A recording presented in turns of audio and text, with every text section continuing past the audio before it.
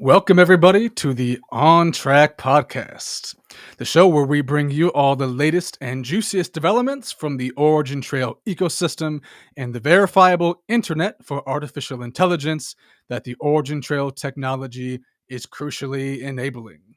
Now, this month we are back to our regular format, coming to you virtually. Last month we were live in New York City. I guess that was May at this point, actually. In May, we were live in New York City with Branimir, Dr. Bob Metcalf, and Amos Thomas for a very special episode where we discussed Metcalf's Law and network effects. And this month, we are back with Branimir again, Tomasz, Giga, the co-founders of OriginTrail. And we're going to be breaking down some exciting features and developments related to the upcoming OriginTrail V8 update, and some of the things that the OriginTrail team has been busy cooking up over the past few weeks. I'm your host, Jonathan, and we got a lot of fun stuff to discuss this today. Sort of centered around this idea of a privacy-preserving, user-centric artificial intelligence that can be used by anyone, on any device, on any chain. So let's jump right into it. So, yeah, our last episode was just about 2 months ago at this point.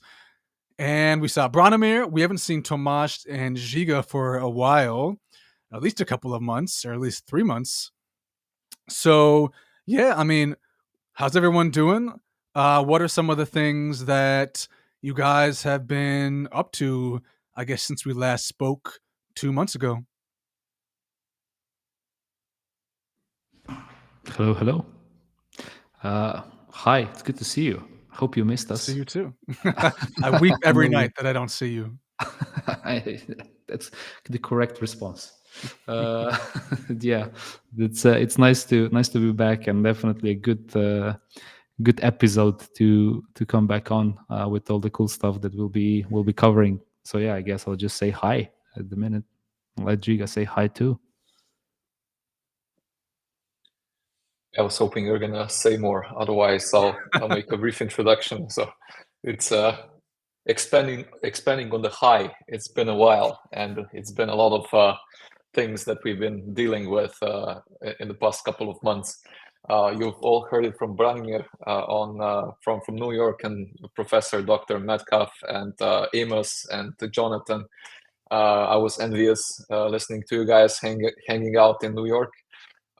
This time around, we're a little bit more decentralized, and this time it's the topic is a little bit more hands-on.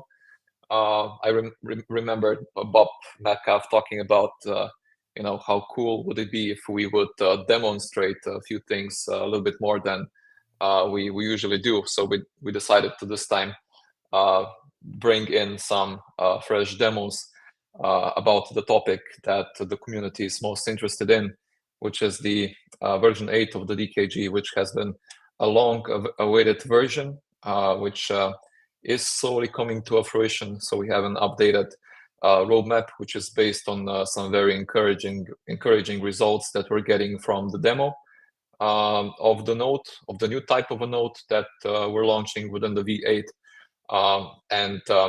It's really cool, not only because we're improving scalability, but also because it is encompassing and it has a capacity to encompass much more knowledge, much more data than the previous any of the previous versions. So what we're going to demonstrate is a live demo showing 100x improvement in scalability. Also, a vastly more improved, let's say, value proposition when it comes to private data, which is very important in the day and age of AI, like Jonathan mentioned. Already on V6, we have introduced a very powerful way of making AI more accurate, less bias prone, using decentralized RAG, which builds upon what Meta a few years ago coined the term RAG, which stands for Retrieval Augmented Generation. And OriginTrail is the first one that is vastly extending the capabilities of the RAG, or the decentralized retrieval augmented generation, which comes very handy when it comes to private and sensitive data. So besides immense scalability improvements that we're going to show with the most recent software development that's coming out of our studio. We're also going to show how more vastly powerful and capable this technology is in delivering more value to its users. And that's very important because the usage has been growing increasingly in the past few months, and the users are demanding more scalability, more use cases.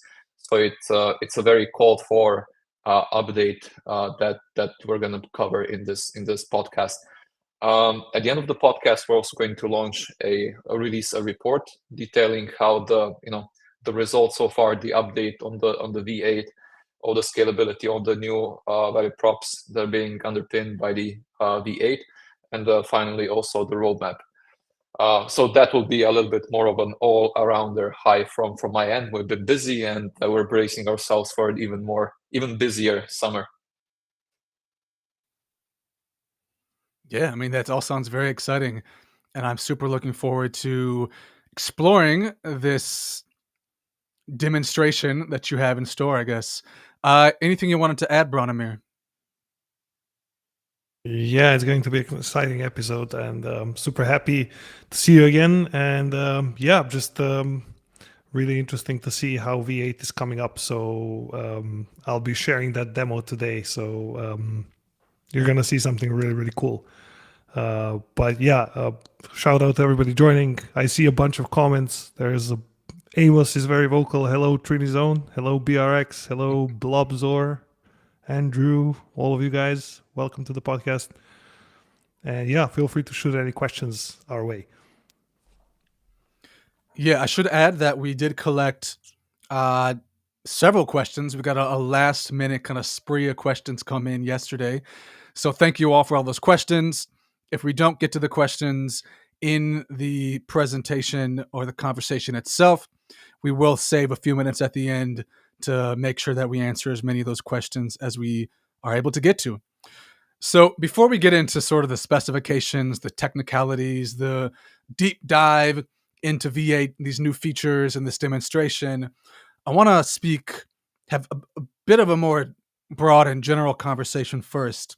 So sort of the tagline of this episode and of V8 is that these upgrades will make it possible to use AI privately and seamlessly in a user-friendly way by anyone on any device and on any chain.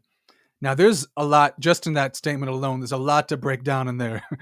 And we're going to get to those specifications as we go along in the episode.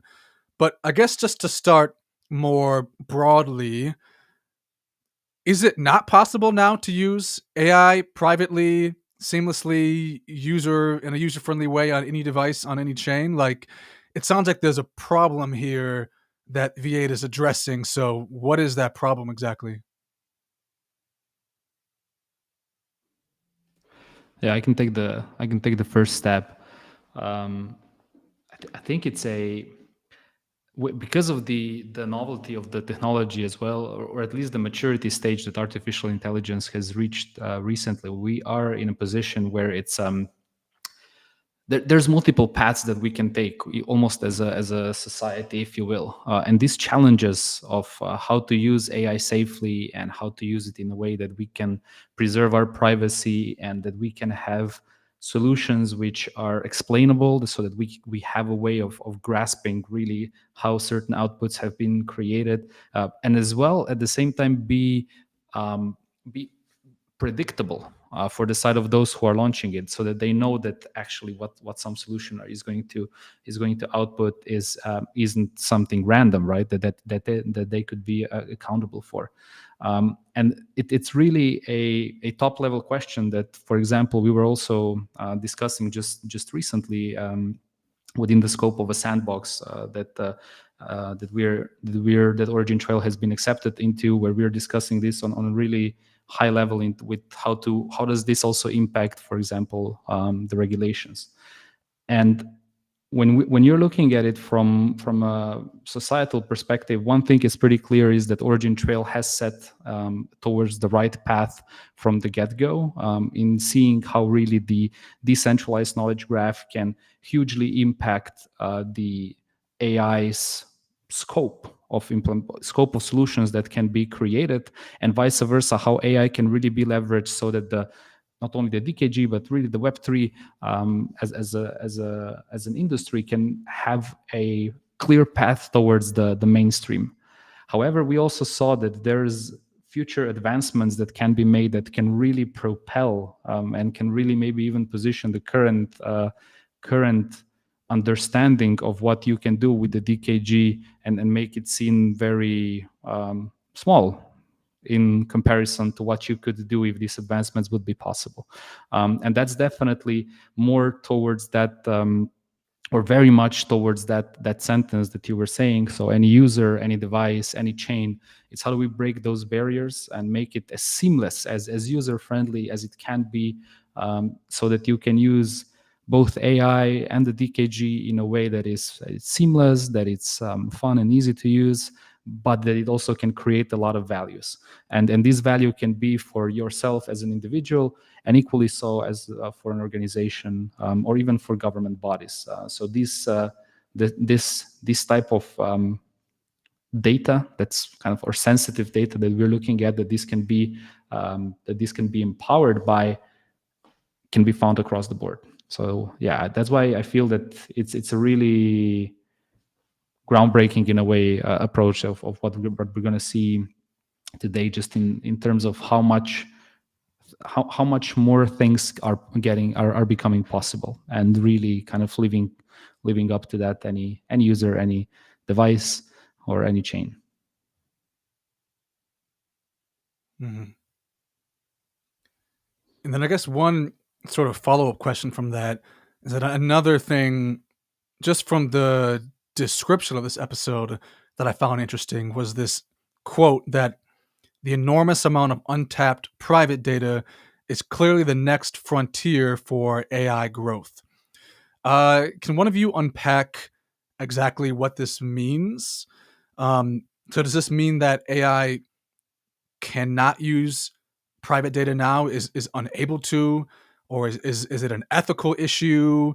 Why is this the next frontier for AI growth? And then I guess how exactly does OriginTrail allow users to keep their data private but still be used for these AI solutions? Yeah, it's a very interesting topic to go into. There are several aspects to it, but let's say we can start from very basic ones. Like you can see today that things like ChatGPT know quite a lot about the world, but they know like pretty much all of what they know comes from all of the public data that was made able to learn on, right? So it was trained on basically the public internet, and essentially that also means that if you ask it about something that it doesn't know, like something that's like, let's say, your company, so data that's within your enterprise systems was not available to ChatGPT, so you cannot ask it things like that. That's why there's a lot of interest in what Giga mentioned at the beginning, which is the retrieval augmented generation, where you basically feed that data into an LLM. And we are witnesses of how quickly these LLMs have grown, because basically they've been trained on more data. So they've been fed more things. GPT-2 could do quite a bit, but then GPT-3 could do many, many more things, and all of the versions coming after that. And basically it all happens because they trained it with more stuff, right? And eventually the public stuff runs out. So pretty much, Google has crawled out the whole internet and is doing it constantly, so we can use search and other things.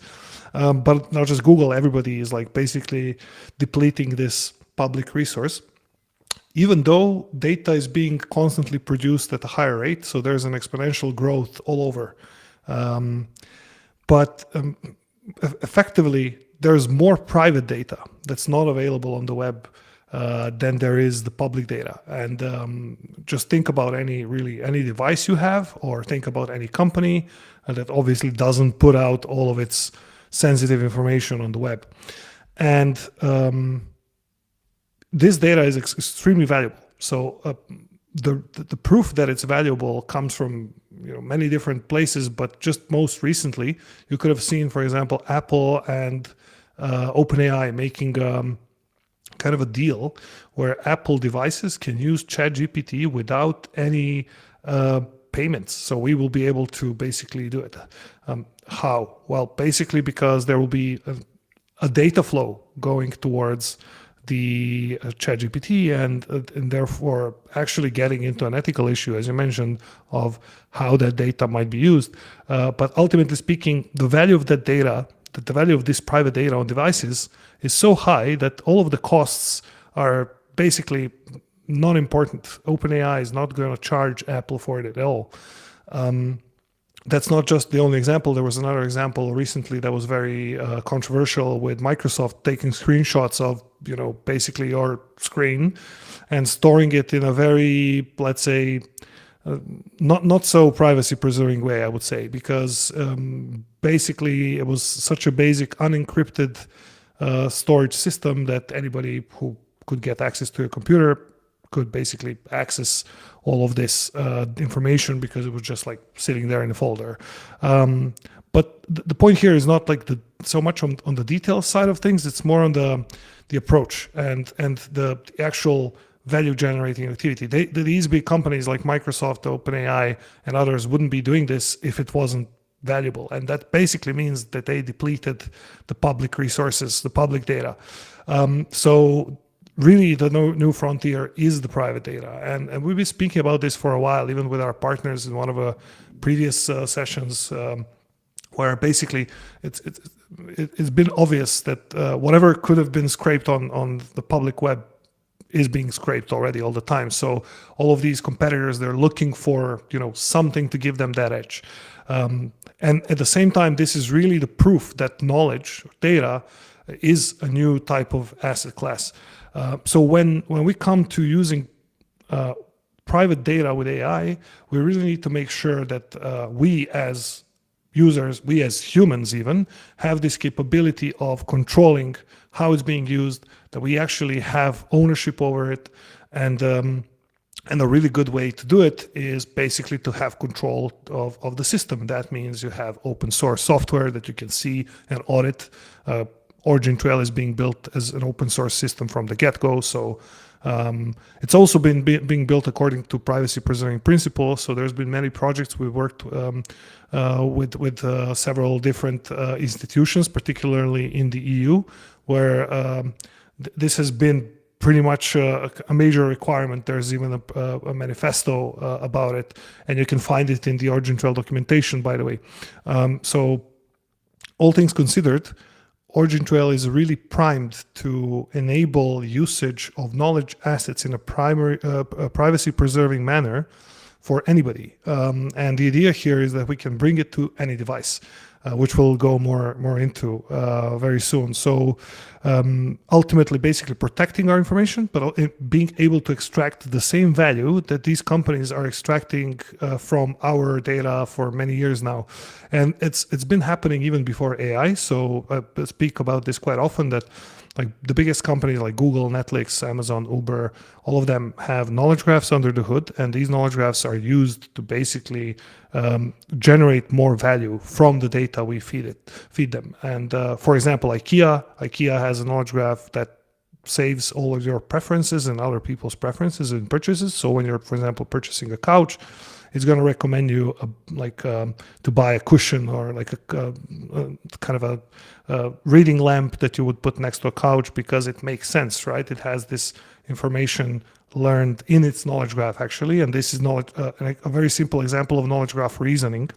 But ultimately speaking, data is extremely valuable, and private data is like, there's so much of it, and it's been untapped. So they're coming after all of this data. So it's time to be able to take control of it and actually get value out of it in a way that we decide as users and as humans, not artificial beings, on how it's being used. Yeah. And I think we have strategically selected the July 4th to talk about the independence of users from conglomerates that have pretty much all control over our data, and soon after they can impact our behavior as a part of societies. So much like the Boston Tea Party was an initiation towards the independence of America, of the United States. These acts, so bringing in privacy-preserving technologies, are kind of a Boston Tea Party all over again. Us bringing in technologies that are built by the community, for the community, maintained by the community, to really achieve a form or a fair level of data independence, which is absolutely needed. I mean, it's human beings have been striving for independence since forever, and we have gained gradual independence, but it has never been without a fight. And right now it seems that the what we're building together with the community within our wider ecosystem essentially is a fight for independence. Now we're not fighting for the territorial independence or any other similar form of independence, but rather data independence, so that we can freely choose our destiny without being knowingly or unknowingly impacted by bigger entities. And V8 is a solid move towards that direction. And what's even more encouraging is that the scalability tests and the usability that is being brought about by the V8 can really support mainstream adoption, which OriginTrail is all about. If you check our track record, pun intended, OriginTrail is, I mean, correct me if I'm wrong, it's like that meme, change my mind if you want to, is the only Web3 ecosystem that actually is onboarding the actual mainstream users, starting, of course, with enterprises and so on, but that's the actual mainstream usage, which it needs to be somehow underpinned by a scalable, decentralized technology. And already so far, and more so in the future, OriginTrail is becoming the most scalable, the biggest decentralized infrastructure capable of supporting the scale of the data exchange that is needed to support this data independence in the age of AI. So we've just gone over a lot of the more higher level concepts. Speaking of the V8, let's dive right into the V8 itself. So again, the tagline being that V8 makes it more user friendly, that anybody can upload private knowledge on any chain, on any device, by anybody. So what does the V8 introduce or change exactly? Because right now I could theoretically, I can go on my laptop, I could mint a knowledge asset that contains some data about myself that is thus far been private. I don't know, my weight or something like that, my height. I guess that's not very private. You can look at me and see how tall I am, but like my health information, whatever. I could go on there, I could mint a knowledge asset myself, and theoretically some new AI developer could come and take that knowledge and make an AI that uses that knowledge that I just minted onto the DKG through the regular web interface. So what exactly does V8 change about this to make this more easy? Does it make you able to upload more information? Like what's the big deal here?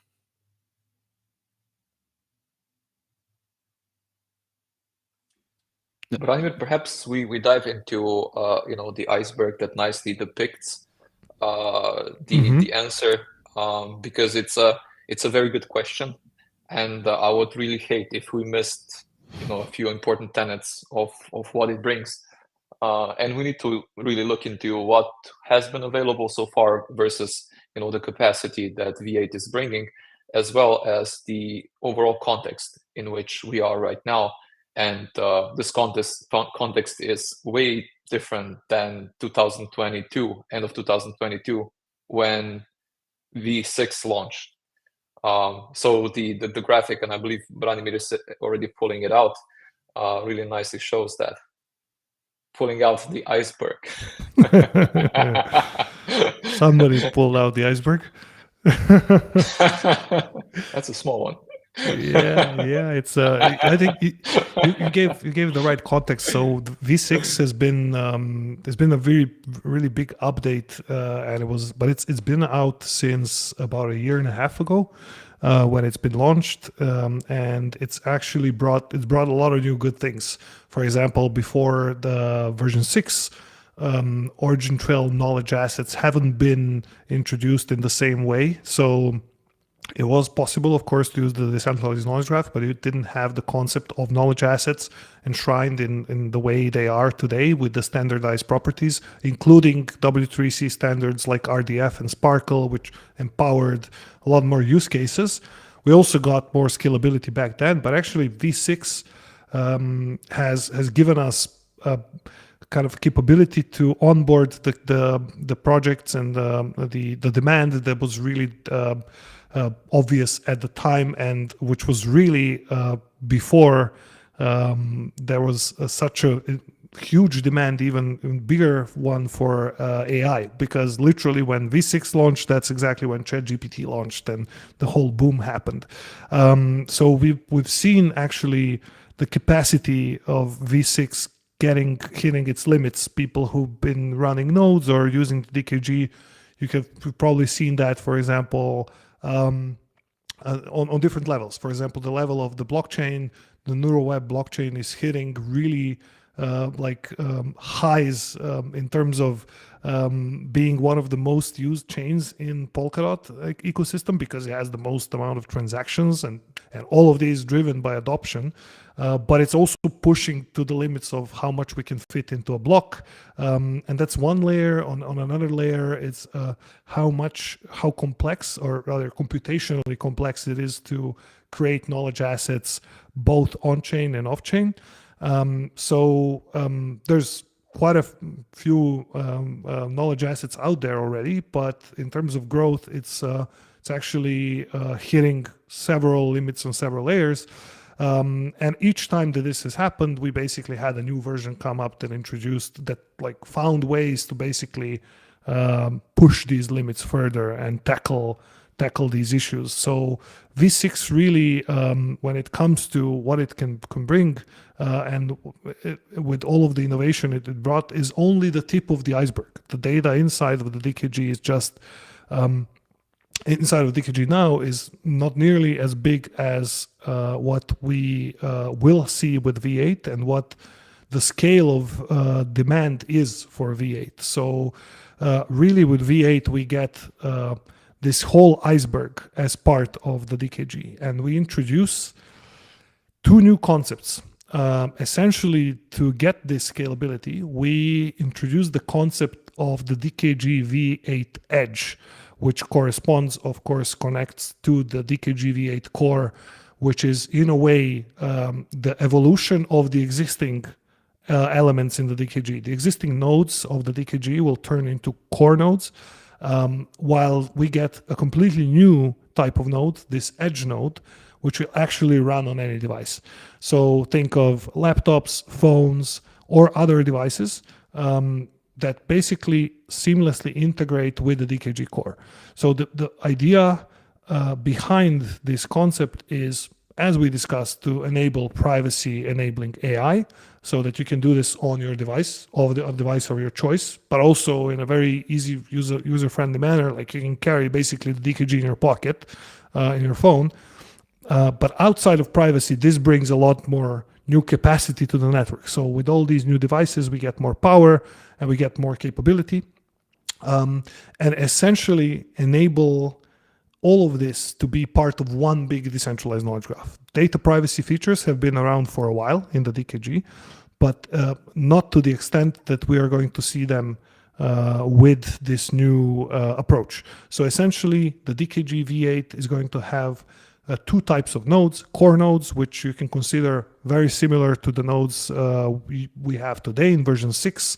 They're more robust, enterprise ready. They would be generally running on like a server somewhere, either on bare metal or some cloud server, while the edge nodes you can consider being ran everywhere, including servers. There's nothing to stop you to run it there, but like think of, for example, running it on your phone and having all your knowledge in your phone, all your knowledge assets on your phone, but you can, with these knowledge assets, not only use them on your phone, use them in connection with the public knowledge in the DKG core. You can also enable access to that knowledge to others. So other people on the network, just like you can send DMs today in some simple chat app, whatever, you're going to be able to exchange knowledge directly between people. And actually, we're going to show you one prototype of a working prototype of the edge node today in a bit.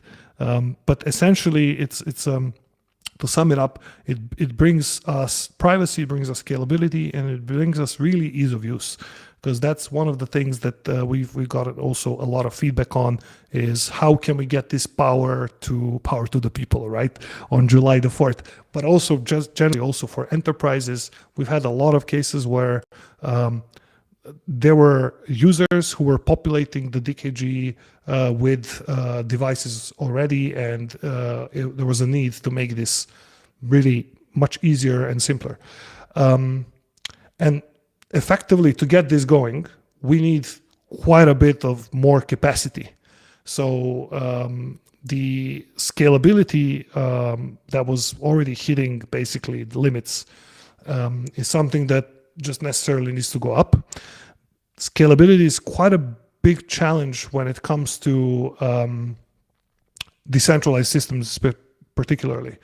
If you have been following the blockchain world for a bit, I probably don't need to tell you that they're all struggling with scalability, and pretty much a lot of the new ecosystems and projects are trying to tackle exactly that problem. And we've seen some growth over time, but fundamentally it's slow and hard, because the problem is of a distributed nature. You have a lot of machines around the world, devices that need to somehow synchronize and communicate, and literally physics becomes a problem, because you have to propagate messages throughout the entire planet, basically, which is something centralized systems don't have. So, when it comes to growing scale in a decentralized system, it's a really, really tough challenge. And when it comes to OriginTrail, what was our track record shows that every new release we managed to bring a significant several order of magnitude increase in scalability from V5 to V6 from like previous versions. But now you can expect that to happen also with version 8. And actually, I'm just going to dive in and show you just a second to start this this demo and share my screen. Show you an example of an edge node and how much more scalable it is. All right. So let me see. Which screen can I share? This screen. Okay.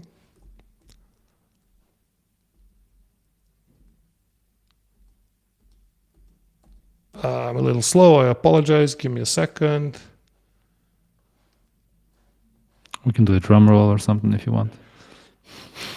Yeah, I think it's just I managed to close something. So give me a second. Does someone have a joke they want to tell? On the spot jokes, those are always the best. Yeah, Branimir All really right. covered it nicely with the pyramid. And if he's not ready in the second, just gonna add Yeah, that I'm ready actually. So you guys should the see my idea is screen. definitely scale, but as you see, the user experience, not from the first screen, but from the screen following, the user experience gets drastically improved. So I'm not sure how well you guys can see my screen, right? We can. Yep. So you see the Did you know? prototype DKG V8 node, and with it comes actually an app for in this case, a laptop. So what I'm actually going to show you is basically how you can use your local node. So this is the log of the node. For those of you who have been running nodes, you might have seen this before, but you haven't seen this node yet though. And this node is basically going to, it operates on my machine. So with this node, for example, I can use a ChatGPT-like interface, basically an AI assistant, and ask a question. In this case, I'm going to ask a definition, let's say here, provide a definition of optimal sleep quality. What's happening now is actually knowledge assets are being fetched from DKG core. And actually, what's under the hood is I'm using a local LLM. So this is the log of a local LLM. No data has left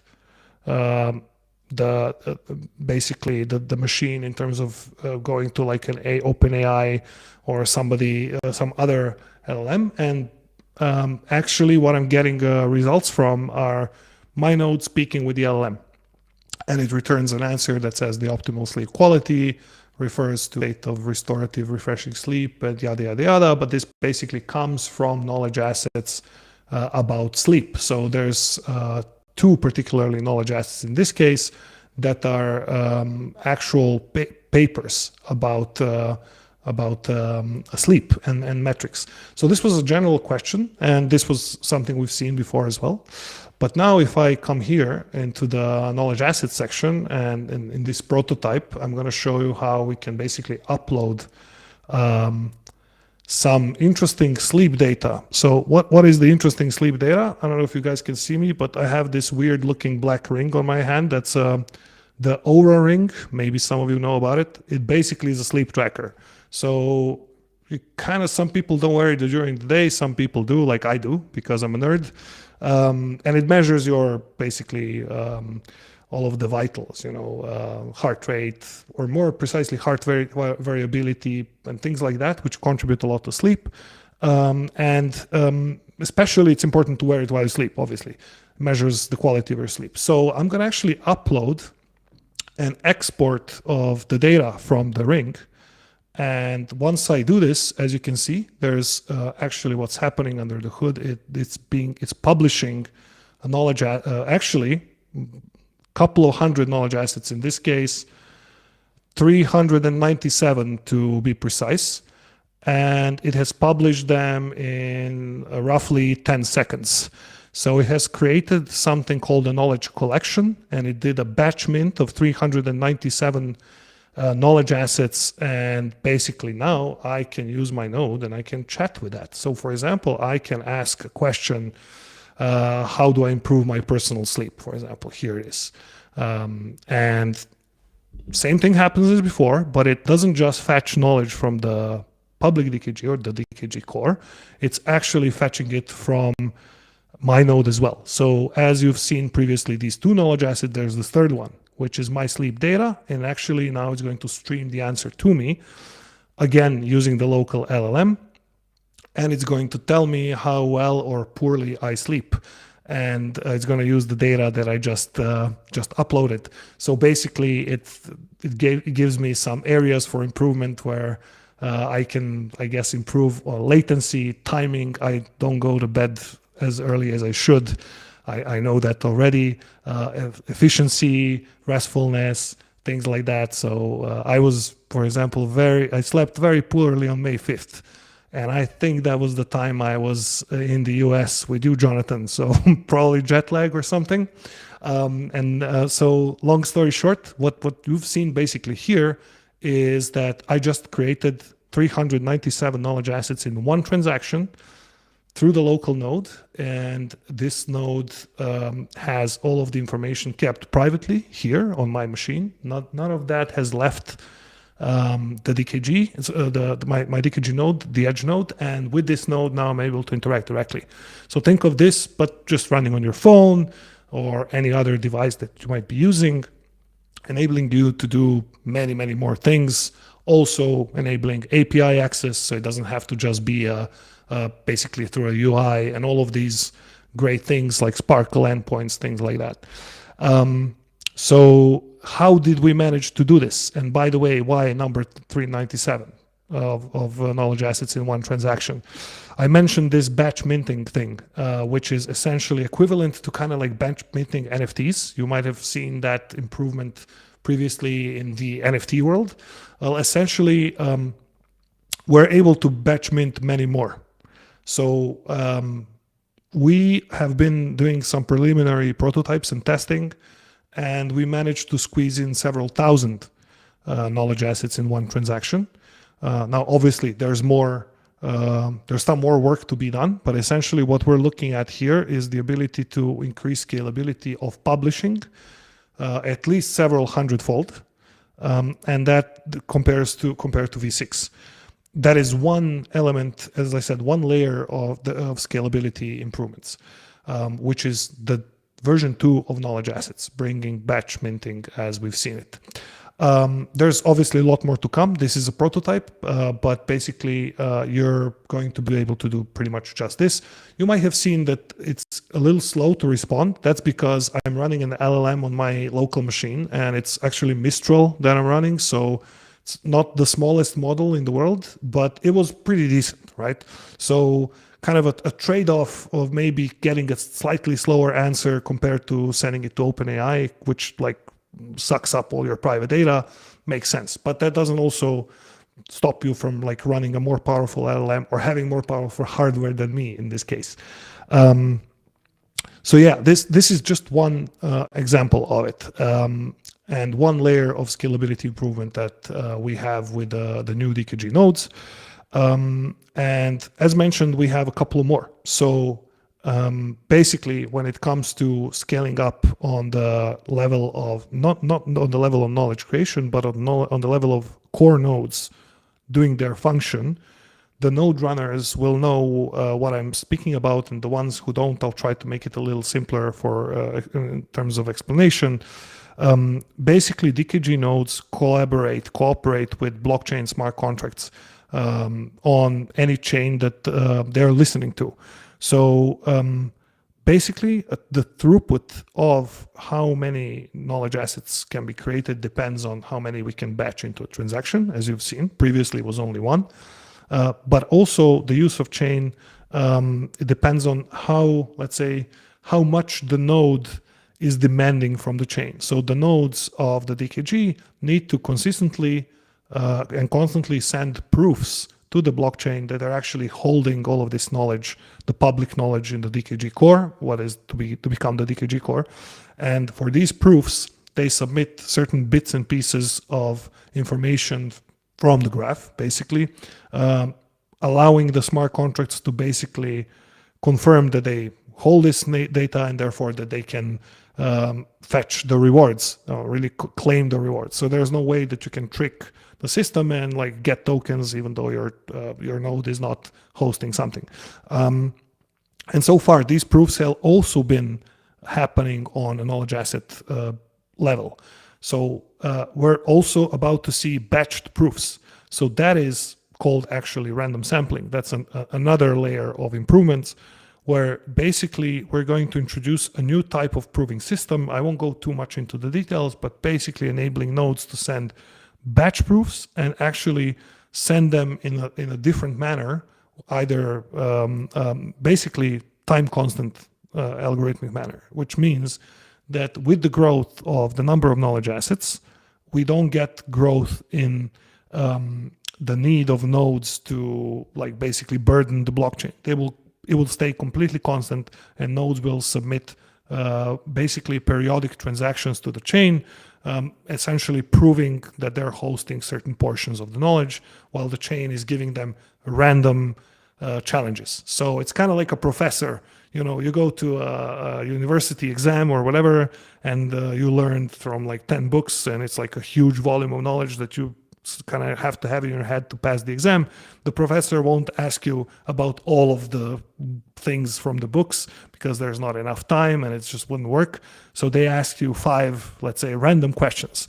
And you kind of need to know a lot, if not everything, to be able to answer to as many questions. Now, of course, that it's a number of questions that is also important, but long story short, it's a very similar system. So random sampling randomly samples a portion of the knowledge graph and demands nodes prove that they own this. So, and when they do so, they do that as well in a batched way.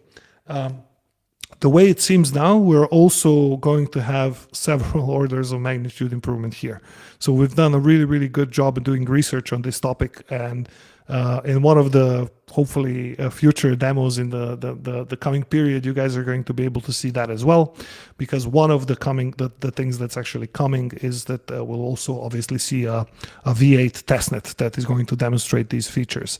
So and finally, last but not least, there's lots of improvements we are going to be making on the really on the implementation side of how optimal things are happening on the node. So how well the node schedules its work, things like that, but also on chain level. So we're expanding to multiple blockchains, as you may know, as well as expanding capacity on NeuroWeb. So as we're speaking, we're basically finalizing work of introducing asynchronous backing, which is a custom Polkadot improvement for Polkadot parachains.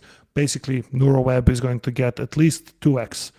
We expect more. We're still in measurement, so I don't want to claim anything, but at least a 2x improvement and double the speed of blocks. So currently block time is 12 seconds. So that means when you create a knowledge asset or a batch of knowledge assets, as you've seen just now, it takes at least one block time amount. So just as any blockchain transaction, right? So NeuroWeb, that was 12 seconds before asynchronous backing. With asynchronous backing, it goes down to 6 seconds. So we get speed, but also we get a boost in user experience. It's quite a different story when something happens in 6 rather than 12 seconds. So that's roughly speaking a bundle of layered improvements on the scalability front, and each of the layer brings some X. Now, of course, asynchronous backing, not as much as knowledge assets version 2 that you've just seen, but it's still, of course, going to contribute. So the ultimate multiplier is going to be very big. And I'm really personally hoping we get to see some incredible number, but in any ways, even 100x is a very powerful number. We haven't had a chance to do that before. So what you've seen here today is 400 knowledge assets in roughly 10 seconds. Or one block, and we're looking to see at least 10 times more than that in batch minting knowledge assets. So yeah, I've been speaking for a while. You guys want to add something to that, or? we just leave you to it. But yeah, just take a short breather. Just a side comment. I've seen the demo and the results of this updates a few times before, but each time I see this, I get increasingly excited because of all of the things that were not possible, since very recently, which are now made possible. Not just the scalability part, which obviously you've seen. It's it's breaking down all the walls. Not only the walls that were limiting us, but within the industry, we're vastly improving the scalability of what decentralized systems are capable of, and thus we are able to service any user anywhere on any device, any chain, and we're gonna get to it. But the roadmap also includes the launch on at least one of the most popular chains, the base, so making artificial intelligence based pretty much immediately, and so many like tiny things for which the impact can very simply be understated are within this just the part of the roadmap leading us towards the V8. So we try to give it justice in this call. Just recently, we had a call with a company that pretty much produces, I believe, top 5 even World Wide Web searches on a daily basis, and things like that really give you a motivation to build certain things into the technology that is capable of supporting such a scale for so many users and pretty much in any environment. And what we're essentially doing here is a similar kind of a leapfrog in what we do to what iPhone meant for when Apple brought the innovation, which essentially was a merger of several technologies, iPod and some other stuff, which all came together into one phone, vastly more capable. And to the similar extent, right now the DKG Note brings together also some enterprise components. Of course, not everything is available at the same time, and also not everything is available to every user. It's also based on the business model and the payment that you're willing to provide or a company is willing to support. But by and large, the ease of use should be here, so that you're able to generate knowledge assets, publish knowledge assets, even launch an initial PairNet offering, so bring in a collection of knowledge asset and also monetize that, if you will, and do all of these things, employ the community, and start generating knowledge asset where the users are, on social media platform, on your device, on your on an assembly line, of course, because the enterprise use cases are very much data heavy. So all of these, I guess, realities had to be taken into consideration when we conceived the V8, and right now going into the final sprint of the deployment. The final sprint, not saying this in crypto terms, meaning few days, but rather like the software development terms, the final stage of delivering technology towards the mainnet deployment. So it's really exciting, and it cannot be overstated how much needed the technology like this is, and it's only going to be in the future. And I'm sure, since the launch of the V6, which took place January 2023, I believe, like a lot of things have changed, and we have been like very up to date very quickly to adopt the new realities, even at the V6 stage. And that's perhaps one of the reasons why we can be much quicker in deploying the V8, because we've learned a lot, especially within the AI world. We're now pretty much tete-a-tete with the biggest and most well-known companies that are delivering on retrieval augmented generation, and OriginTrail is pretty much delivering on the decentralized retrieval augmented generation, which is far more not just capable but necessary for people to be using AI in a little bit more inclusive fashion. Yeah, I mean, Branimir has really done it well with the demo and showing what level of scalability the technology is delivering now.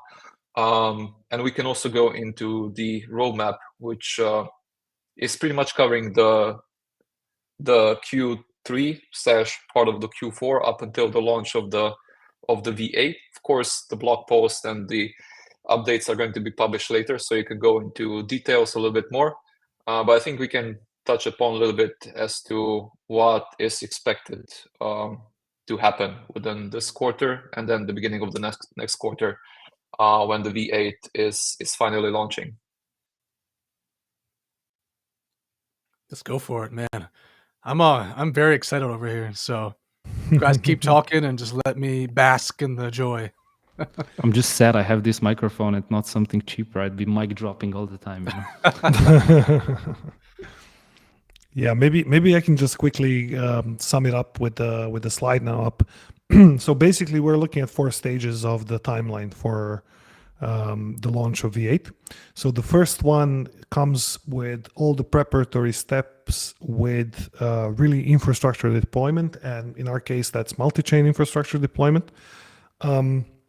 So what you've seen already, some of the things are out there. So PairNets as a feature are live on the DKG, and we're expecting to see the first IPOs come out very soon.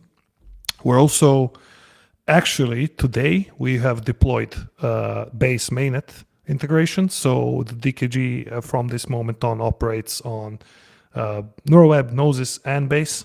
And very soon you'll be able to run nodes on Base. So basically, if you're a node runner, you can go and update right away. And you'll be able to stake on nodes on Base. So with this integration, we also not just expand the multi-chain approach, the multi-chain footprint of the DKG, it also paves the way for kind of a shift in the approach where we'll be actually enabling an even more seamless multi-chain experience, not just with Base, but Base being one of the first steps. And that's actually also coming with V8. So it's going to be much easier also for the users using DKG edge nodes to not just pick a chain, but also kind of have a lot of the stuff done under the hood for them. But also it's going to be easier to stake, easier to do pretty much most of the things around the blockchain operations you've had to do so far, such as bridging, things like that. We'll go more into that on another occasion because it's a pretty big separate topic, but ultimately it's part of setting up the infrastructure. So the third point here that you see, cross-chain knowledge mining support, it's been in the roadmap for quite some time, and it's getting in its final stages right now. So basically this first stage we're already pretty much deep into, if not already at the end. Just to give us some context on cross-chain knowledge mining, basically the idea is that whoever wants to launch a pairnet on any blockchain that's supported by the DKG is able to participate in knowledge mining, so run IPOs basically on NeuroWeb, which is a pretty complex technical thing to do, but we're basically there. So essentially you'll be able to, for example, see IPOs launch on Base now that Base is integrated, and at the same time still obtain rewards in Neuro.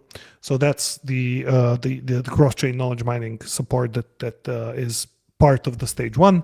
Once we have the infrastructure stuff ready, we can proceed to stage two. So we're going to go into DKG core testnet launch. So we're going to have DKG core nodes, V8 nodes, basically launching on testnet.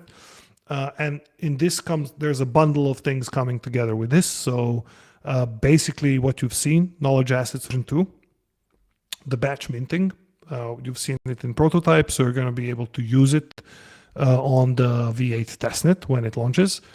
Also, the DKG core, the nodes will have random sampling enabled, not in its final form, of course. We're going to be testing in the real environment. That's why this stage is really important, that we get the final tweaks out and right, so that we can move to stage 3. But before we move to stage 3, as I mentioned already, asynchronous backing is basically just behind the corner. So that's also going to be happening within stage 2, and we're going to see it obviously already on mainnet because DKG V6 is connected to NeuroWeb already, but we're going to be seeing it also in the V8 testnet that's coming out. So get ready to run a testnet node if you're into that kind of stuff, and I know a bunch of people are and were previously. So very soon you'll be able to run the stage 2 core node, basically. Stage 3 brings the edge nodes. So what we've seen here as a prototype, we get out of prototype stage and we get the ability to run them on various different machines. Of course, on testnet still, so we're going to be testing and basically understanding if there's any remaining bottlenecks in the system, any bugs we might find, and really overall testing the UX. So expect in stage 3 that you're going to be able to run an edge node on at least a laptop, but we're looking to also enable some form of early mobile phone capability as well. So as time goes out, there will be more and more device supported, and also knowledge assets v2. So what we've seen with batch minting goes outside of prototype. Basically, we're getting to the stage where it's a release candidate, and also introduces native vector support, which is another cool and basically very useful feature for AI builders on top. And then finally, as I mentioned, random sampling, it happens in the prototype basically form in stage 2. In stage 3, it goes to define its final form. And this final form, all of the things integrated together with test on stage 3. Once we see that everything is running the way we expect, stage 4 moves in, where we move into the mainnet upgrade. And the mainnet upgrade is going to be actually different than from the previous migration from V5 to V6. You might remember if you're there for that event a year and a half ago, basically V6 was spawned as a new network. And so essentially V5 and V6 networks were there for some time together. V5 is still running, by the way. There's still some activity there, so it hasn't toned down. But here, basically, V6 network will morph into V8. So there, you can consider it as a forkless upgrade, basically. There will be no V6 afterwards. V6 will turn into V8. So, and that comes from obviously V6 being well built. So we have the ability to move into a next major version without any sort of major breaking changes. We're just adding layers on top. Of course, there's changes under the hood, but ultimately speaking, it's not. What we're looking for is that you can basically update your current node and that it becomes a V8 node. And I'm speaking of core nodes, of course. The target month is October. Which is when we are looking to have V8 live on mainnet. So, like I said, stage one, we're very close to the end, and we're already actually working quite a lot on stage two, because asynchronous backing is already being worked on, and knowledge assets V2, you've actually seen the prototype just now. But of course, it's not yet ready for stage 3, so we still have some work to do. And with this, we'll also publish much more information, so you're going to be able to also learn more about it, how does it work, and as well as participate in it. So basically having the testnet live, and you can play and test and build on top already. So yeah, that's briefly the timeline for V8. Man, a lot of very exciting things here, like I mentioned. We do have several questions from the community, both that have come in during the course of this call and that were submitted in advance. So I do want to be conscious of everyone's time and get to some of those, but I do want to be selfish at the same time. And I do have a couple of my own questions about these edge nodes. And one of them actually is one that we got from a couple of people on YouTube. Let me see if I can pull this up here. So the question is, it costs Trac to publish knowledge assets on the DKG. So how is there going to be some sort of fee structure, payment structure implemented in with the edge nodes? Do you need to link a credit card or like something like that?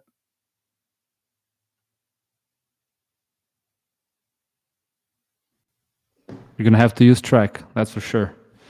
That's the the only constant, man.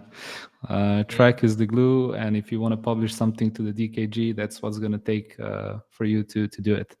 Then of course there's the 50 shades of implementation gray that you can play around with, whether that means that you just have that Trac and you can put it to work and publish those knowledge assets even as much as 400 times 10 at a time, or there's going to be an alternative way for you to do it. But yeah, one way or the other, that's what's going to have to happen. Including, of course, it could be possible to integrate, to your point, like a credit card or something like that, and then have that be the working product for a solution. But yeah, the edge nodes are the same way in that sense as the core nodes. When they publish something to the network, that's the same model applies. So Trac is going to be put to work. Yeah, on both ends. So right now it's tedious somewhat on both ends to stake, to run a node, and on the other hand also to pay for publishing. So that's why enterprises still require a lot of support. And now with chains that are also supporting more seamless way of staking, it's also going to be, we're going to pursue a direction of a little bit more built-in multi-chain direction, or multi-chain by design, whereby your actions on one chain can be somewhat mirrored on other chains. So for instance, if you're staking on one chain, you will be pretty much staking on all the chains where the activity is happening, without having to go and do the staking, for instance, on all of the chains at the same time. So this kind of improvement, next to you being able to publish and more seamlessly, of course, pay, for the publishing. So, for instance, if you go and use Base Smart Wallet, it is easier to do that, the payments, and for instance, doing the publishing via plugin, browser extension, and then pay using a smart wallet. Thinking in a way like that is right now becoming much more realistic than it used to be with a couple of less, I guess, user-friendly chains. And now adding more user-friendly chain also brings in benefits to the existing chains, because ideally we want to cover several chains at the same time via mechanisms such as staking. So it's not that one chain gains to the relative advantage of the other, but rather bringing in chains that are more user-friendly, where also, of course, you can find more users as a consequence of being more user-friendly. This in turn brings benefits to the existing chains, such as NeuroWeb, which as a consequence also gains usership, because people get to know how OriginTrail functions. They get engaged via, let's say, OriginTrail based, and if they want to do mining or even launch an IPO, that would necessarily entail also operations on the NeuroWeb. So it's it's network effects put in place. Yeah, those the things that Giga was speaking about around multi-chain kind of native approach, it really puts that thinking of the solar panel kind of example to action. So if you imagine Trac as being the electricity that you're using to publish knowledge assets, then staking Trac is the equal of putting a solar panel on your roof or somewhere, and then you producing that electricity for yourself. And now, if you're, of course, not limited by the barriers of chains, so if you can do, you have your activity on one chain be echoed across multiple ones, then this becomes even more optimal. And yeah, you could then have basically also edge nodes kind of utilizing these types of tactics where stake Trac actually helps some parts of the network fees to get back to that because of that stake Trac, and which can then in turn be used for publishing and so on and so forth. Mm-hmm. So one more question I have about the edge nodes. So I think this idea, the demonstration that Branimir gave, where it's the health ring, I forget the name of the ring, the Aura ring, is that what it's called? Aura ring, yes. Aura ring, okay. So you upload your information to it. I guess a quick question would be, will there be a way in the future for this to be done automatically to integrate with like the API from the Aura ring, so you don't have to do a manual upload like that? That would be the first question. I guess if you want to just give me a yes or a no. Yeah, it's so right now it can be done. Basically, that's a very short answer.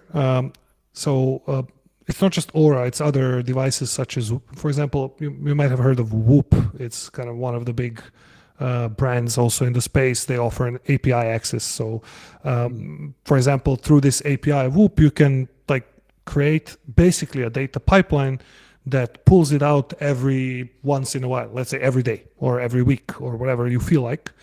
And when you do that on your node. So your node does that, basically goes and pulls out the data automatically, creates knowledge assets, and it all happens while you sleep, for example.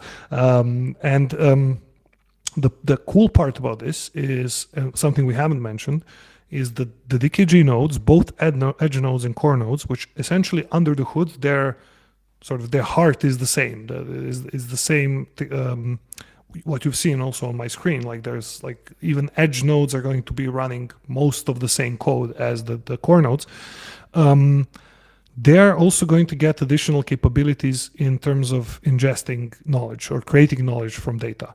So a lot of the stuff we've been building over the years, especially in an enterprise context, such as data pipeline systems, we're now actually going to bring from, you might have heard of network operating system or NOS.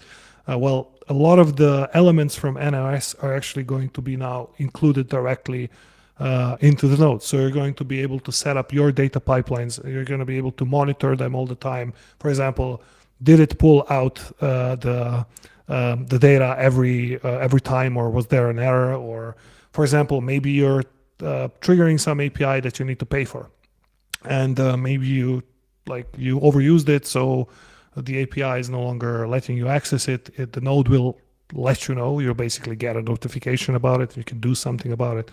So this is another capability from the nodes will get. You will be able to basically set up these integrations, and that means both as a developer, so you can write them, but also if you're not a developer. So there will be a relatively easy way to do it. Now, can my grandma do it? I'm not sure, but as somebody who's like a little bit savvy and who knows like what an API is, you'll be able to basically write a sequence of events. Like, for example, sequence could be fetch data from Aura API, create knowledge assets, and then, for example, ask a question to the node, which let's say, question to have a template for, like, how did I sleep last night? And then let's say the next one could be send me an email. And this would be 4 steps that you would write, not really code, but somewhat, right? I wish I could demo this today as well. We also have it built out, but ultimately speaking, this would be possible with any data source. So ordering whatever, like basically your IoT device in your home, weather monitor, whatever comes to mind. You're going to be able to just like point the node to it, and the node will be able to collect the data, much as these, like we mentioned, big tech companies collect it from everywhere. You'll be able to do the same. Okay. And then one last question for me, which is, I guess we'll stick with this like health data example.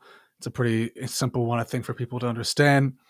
Is this node, is it, I mean, the whole protocol is open source, so I'm assuming the node is open source as well, where if I'm an inspiring entrepreneur, developer, could I then create my own edge node application for like tracking your health progress and make it look shiny and spick and span and whatever, and then like set it up in a way that automatically pulls health data from all of these, whatever, and then, you know, give that product out or sell it or whatever the case may be? Like, can people build their own, or developers build applications, public facing applications using this technology? Absolutely. It's been designed that way from the start. So, and it's all open source, so anybody can just take it and build on top of it. And that goes also for the UI you've seen. So you can just like build another tab in the node if you'd like to, or you can create a whole new UI that connects to it, or, you know, so it's completely open and free to use in that sense. The licenses are also very permissive, so there's no kind of clause that you're not allowed to do so. And basically with that, as long as you're using the DKG or your node is going to allow you to do whatever, to build whatever you want with it, essentially. There's the question you also made about the health data. Perhaps one thing to tie in at the beginning of the discussion, not to forget, the big power here comes from actually not revealing this data without any permission. So it stayed on my machine. I asked it because it's on my computer. But if I were, because I seen somebody posted about knowledge economy somewhere. Basically, you're going to allow, it's going to be possible with V8 to create this knowledge, make it accessible from your machine as kind of a knowledge wallet, which was a previous name used for this concept. Knowledge wallet basically becomes the edge node, and the edge node is your repository of knowledge that somebody can access from the outside, so you can let them access it. For example, maybe I let Giga access my Aura data because I know him and because he has the credentials, the verifiable credential in the DKG, and but you know, maybe for the purposes of an IPO, maybe I anonymize this data and publish it so that it can be, so I can earn some neuro and I can contribute to that paranet to the knowledge graph. And this is, for example, the DSI paranet would be very interesting. Their focus is neuroscience at the beginning, so it's quite connected with sleep data, for example. So there's many ways you would be able to use your local node, including building with it. Man, my mind was blown watching that demonstration, and just how cool it is to be able to like integrate an LLM, some sort of AI solution with my own personal information, not have the risks. I'm a very privacy focused person, not have this information about my health, my weight, my eating habits, whatever. Like I'm on a fitness journey, my calorie intake, the amount of exercising I do, calories burned. I don't want that, blasted out all over the internet. And then to be able to pull not only from that private data, but from the public data and mesh it all together is just like, it's so cool. It's so cool. All right. We are a little. Go ahead. Sorry. I think it's the other thing is as well, you can think of it from the perspective that this opens up AI's impact potential so much more as well. Because right now we're still so limited in the way how AI is being utilized, because it's mostly just super large models and then very generalized. You could have targeted models for your fridge, for your TV, for whatever, that will be a very kind of like targeted use case, and it's going to be very privacy preserving way of doing it. And then stitching these things together is going to be natively enabled. So again, this is like a convergence. It's not just one or the other, but it's actually all of these things coming together. Mm-hmm. We are a little bit over time, but if you guys still have some time, I want to power through a few of these audience questions. So we got quite a few, so I'm going to combine some of them because several of them are similarly themed. So we got a few questions about. Well, let me stick with the V8 specific more questions first. So Hot to Go wants to know, and again, maybe give me sort of your quick hit answers, unless there's one you feel that is worth going into great detail for. But what is the max throughput we can realistically achieve with V8 over the next 12 months?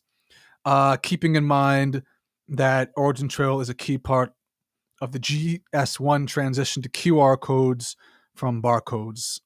That's from Hot to Go.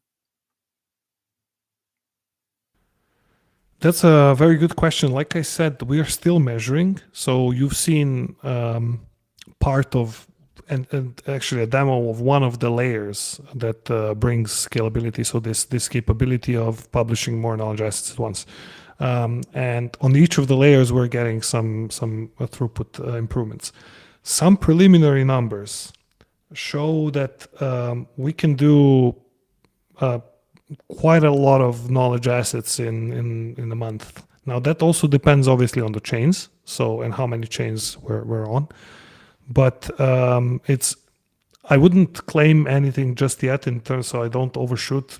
But I'm very confident it's going to be a very, very high number. So it's going to become pretty, how would I say, pretty easy to create a knowledge asset, because there will be enough bandwidth for quite some time, and we're really looking at internet scale here. So internet scale meaning hundreds of terabytes of data per day, things like that. Obviously, how quickly we're going to see it, I'm not sure, but from the perspective of seeing a tick up in a notch of additional knowledge assets coming in, for sure. We see already that there's more than V6 can take. So that more is just going to have like much more room to go. And another thing that also comes with knowledge assets V2 is, and now we can go very deep, but I know there's more questions, is there's a way to improve how to create them, not just in a batch, but also it's easier to connect things together. So we expect to see more of them because it makes sense to slice data into more knowledge assets. Let's basically say it like that. So it's going to be pretty easy and pretty cost prohibitive, not non-cost prohibitive to create knowledge assets as we get much more scale, and it's no longer a bottleneck. But in terms of how much in the next 12 months, I cannot really say precisely anything, of course. But we're looking at several orders of magnitude for sure of capacity growth. Mm. So we also had a So few these questions. are the kind of two types of questions that we get. How much scalable, which obviously we've seen like it's a lot. I believe we had the 1 billion knowledge asset in our goals for this year. So this becomes entirely achievable with the multiplication between different scaling measures. The one with the batching of knowledge assets and the blockchain related ones such as synchronous backing, and the third one, the random sampling. So putting all those scalability measures, these numbers are entirely achievable. So that's one set of questions. Another set of questions is typically related to the cost of publishing, which, as Branimir pointed out, is going to go down significantly.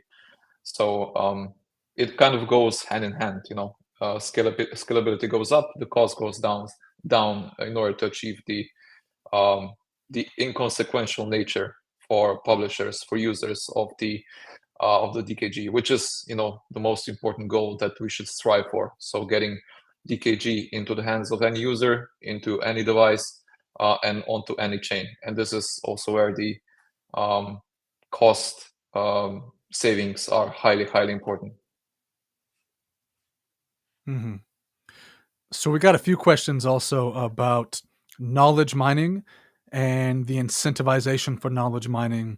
So to sort of wrap them all together, could you guys share a little bit about how the incentivization for knowledge mining works, how it will work? And I believe now it's being at least partially subsidized by OriginTrail. There was a fund set aside or some funds, I should say, set aside to incentivize knowledge mining.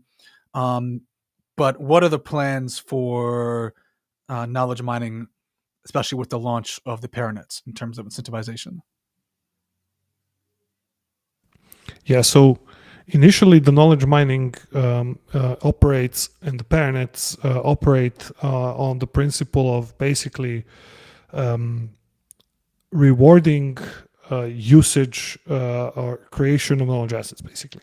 So when you create knowledge assets, and the quant here being pretty much Trac spent, the initial version of the paranets allows basically paranets to spend incentive funds, the emitted funds, in Neuro or any other token, in a proportion to how many Trac was spent. So, for example, if you spent 2 Trac per knowledge asset, for example, and the Neuro per Trac reward is, 5 Neuro per Trac, you're going to get 10 Neuro as a reward.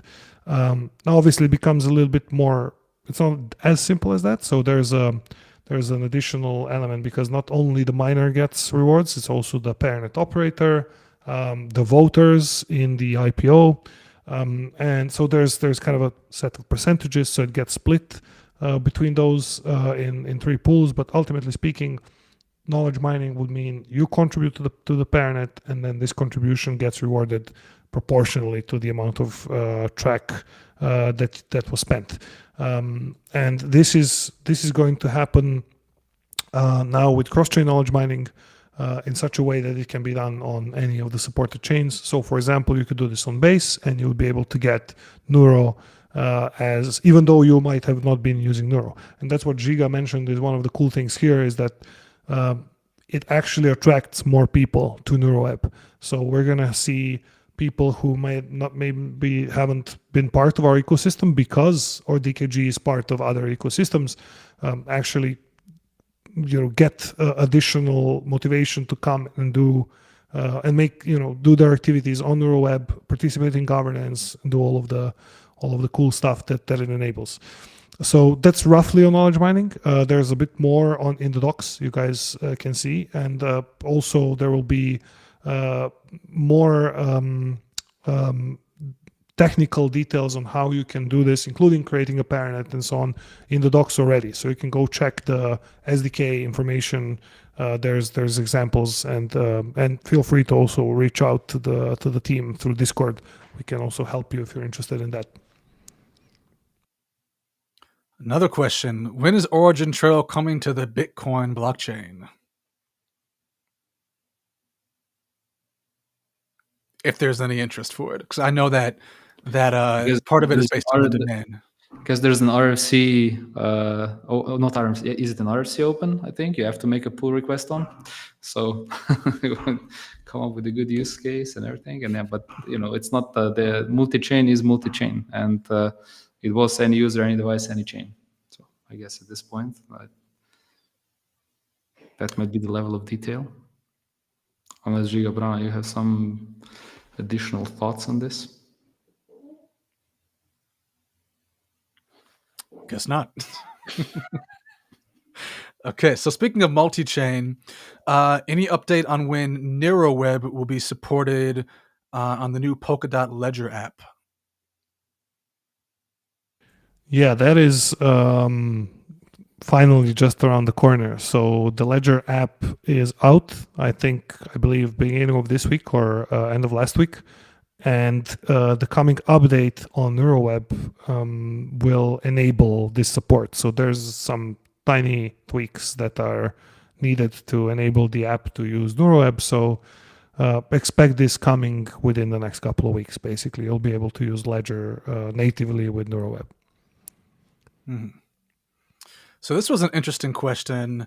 Are you guys familiar with the virtual idols, this sort of phenomenon? Brana, you might be. It's just like music related. It's like I might have this wrong, but I believe it's like a AI generated, typically female pop stars, and I want to say Japan or Korea. And so they do music, but like their images are all kind of AI generated. I'm sorry if I'm messing this up horribly, but somebody asked if there's any ways the DKG can enhance the virtual idol industry, and more broadly, if you're not familiar with that, then any ways the DKG can help facilitate a successful infrastructure for digital intellectual property management. I shared a panel in Hong Kong with a lady who's speaking about the social network where you would have human agents as well as AI agents or AI users and human users, kind of all of them being as a part of one ecosystem. And I'm guessing that the virtual idol takes that concept into like the digital performance space. So similar principles, yes, apply around IP. And knowledge assets are a great way to bring transparency, explicability, and in this kind of predictability of how different AI personas can and should act or perform, and how they can be enhanced. There's much with that transparency. We minimize the potential for IP to be infringed or for some unwanted activity to take place. So that said, I feel that it's a big field of potential disruption that the DKG can play a big role in, and with the kind of the DKG edge capabilities, they can bring that even closer to the users and then make it much more interactable in that way. So yeah, why not? Then you could also it can also be a much more powerful way of introducing new business models on top of that, right? Because then you can actually monetize that IP that's being created either by an AI agent or even the AI agent. In this case, what was it? The idols themselves. So it's an interesting space. I think there's also one builder within the ecosystem, Canvasland, who are working quite a bit in this IP management space. So maybe check them out as well. They're very much using the DKG to achieve that goal. Mm-hmm. So I think I'm going to ask 3 more questions here in the interest of time. So I apologize in advance if I did not have the chance to get to your question. Feel free to submit it again the next time we take questions, or I also have this list of questions and I might incorporate into the next episode. But so I'm going to ask you, Branimir, I'm assuming you'll answer this question, to try to give a short answer. We'll see how well this works. But somebody asks, I heard that V8 will include vector embedding. Can you share how this improves the information retrieval process in a DRAG pipeline? Oh, okay. There's a lot of online resources on this, but roughly speaking, already simplified.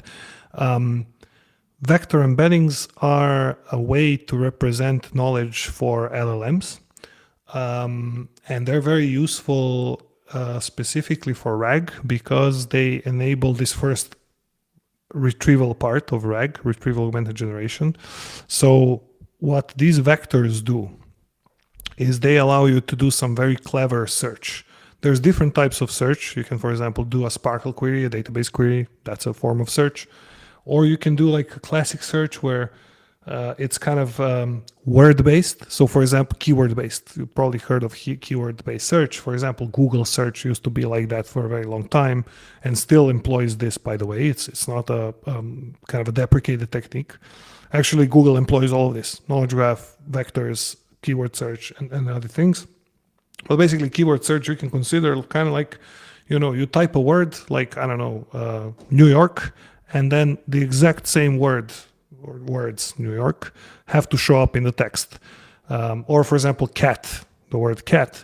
And then if it's if somebody spells it differently, for example, if it's cats with an S, and cats is not in the text, but cat is, that search might miss. That could be a miss because it's not a one-to-one match. Or consider kind of a synonym, like you can have, 2 words pretty much meaning the same thing, like, I don't know, path or road. So if you're searching for path, you won't find, like, with this basic keyword search, any occurrences of the word road. Vectors help here because vectors actually create these embeddings of words, which means they move them in something called latent space. And I won't go into more of this sci-fi words, but like basically what that means is the word path and the word road, they're going to be very close in this latent space, close in terms of proximity, while the word, for example, duck is going to be very far because it's not semantically similar. So vector embeddings enable you to organize things according to similarity in this thing called latent space. So when you vectorize some knowledge, you're easily able to find similar knowledge to it because it's in this new space, it's going to be close. And that goes for words, for sentences, for videos, for whatever. Or knowledge graphs. There's things called knowledge graph embeddings. They're probably the most powerful kind of embeddings. And they're increasingly being used actually in AI. So long story short, knowledge assets, you can create vector embeddings from them. DRAG is built on this. And knowledge assets version 2 are going to get native support. So basically, when you publish knowledge assets, you're going to be able to include your embeddings inside. And therefore, you determine how your knowledge gets perceived by other systems. So roughly, that's kind of I guess a short explanation on how they improve DRAG. Maybe some examples of music, for example. When you're Shazamming, probably somebody has Shazammed. Like Shazam uses these types of things that they don't use words to search, right? They vectorize in a way the sound, and they look for similar sound in terms of frequency and things like that. And they kind of, most of the time they find the song you're actually Shazamming. Well, think of that, but for anything. Think creating your personal knowledge graph and finding similar people to you based on vectors. Like somebody who has similar music interests, somebody who has like whatever movie interest.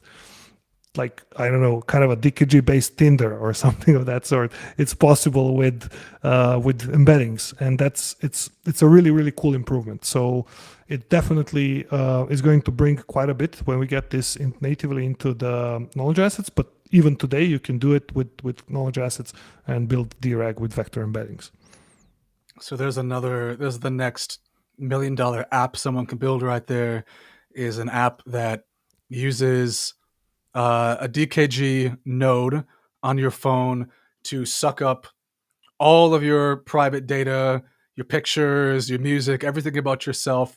Only keep it locally, but then match you with somebody else whose data is shared Exactly. or kept locally, and give you like a percentage, a match rate or whatever, and then you get married and you have lovely children.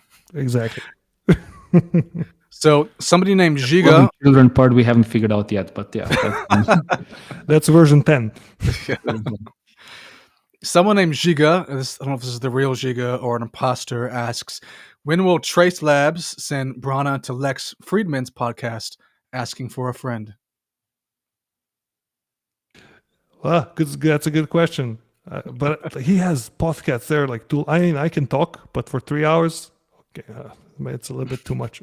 So I got to practice a little bit more. He has good questions, though. He'll keep you. He's good. Talking. He's really good. Yeah. Will be great to join his podcast. We're not giving up Jonathan ever. Not for Lex. That's one. We can do both. Yeah. I'll share you with Lex.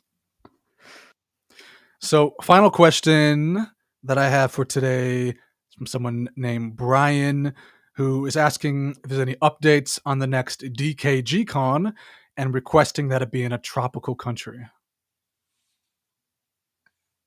Yeah, there's an update. It's not yet 100% confirmed, but we're definitely having this year's DKG Con in a little bit more, I guess, logistics-friendly location. Very likely close to Venice or inside the Venice perimeter. So it's very easy to fly in there. So we're likely going to be doing it with one of our like long-standing partners from H Farm. So they are like a huge educational, I guess, facility or institution, which also happened to support us in the past. So likely moving not exactly to tropical space, but yeah, definitely in a place where it's much easier to land and then visit us. So it'd be cool to see more of you visiting the DKG Con, and I'm sure the visitors from last year will join us too. And since I'm talking, I just wanted to make one correction, or I'm not sure if the correction is needed. More so, an addition to what I said earlier about the the targets of the 1 billion knowledge assets. So the V8 brings the capacity to scale to 1 billion and above. So the 1 billion can be achieved, and it likely can be achieved in the next year. So as originally targeted in the roadmap. But the capacity to achieve that throughput, of course, is coming with the V8 when the V8 is fully deployed on the mainnet in Q4.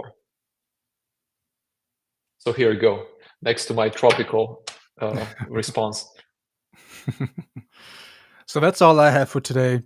I want to just pass it back to the three of you. If you have any closing words, any last things you want to say. If not, then we can wish everyone a farewell. It's been hot, and I'm really excited for what's coming, and we're likely gonna have more demos like this as we move towards the launch.